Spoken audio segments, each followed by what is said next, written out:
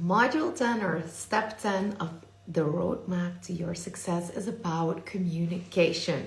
So first of all, we start to learn how to deal with judgments, because we have to deal with that all day long as a rider.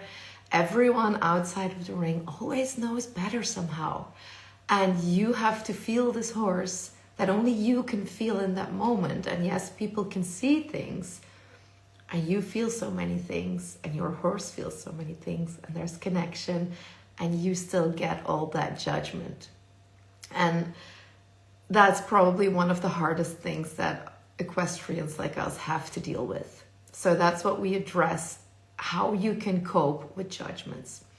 A second part of this step is the DISC model, which I always teach my clients. There are 4 quadrants, if that's a word. There are 4 quadrants in the DISC module, and you can see just from the explanation a little bit which ones you are, and also which ones the people around you are. For example, you are very directive, very communicative, very action-oriented, and maybe your groom is very introverted, caring, needs a little bit more, quiet emotions to understand what you're saying, because otherwise they might get overwhelmed. And I'm just saying something. And that can sometimes clash in the communication.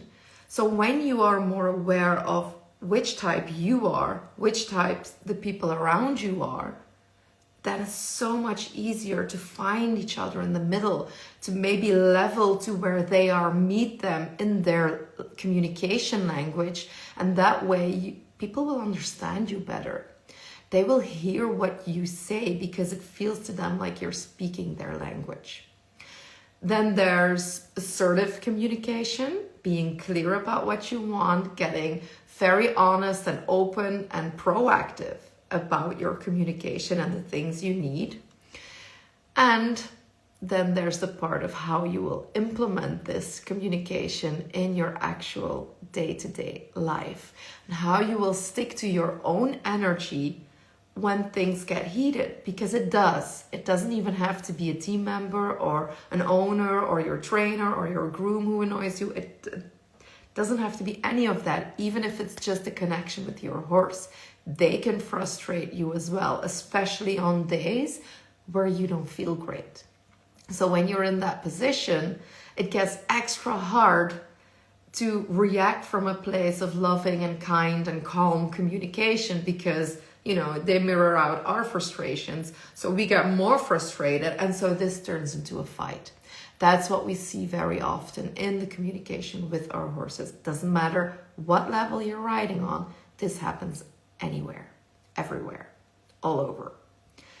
So in this module, in this step, it's important to learn how to stick to your own energy, how to attune your vibration, your frequency, to where you want to be, so that whatever the communication and whoever the communication is going to be with, you can always stay true to yourself, stick to your energy, keep the frequency high, and then get the most out of it without taking in the judgments or the input from other people that might overwhelm you.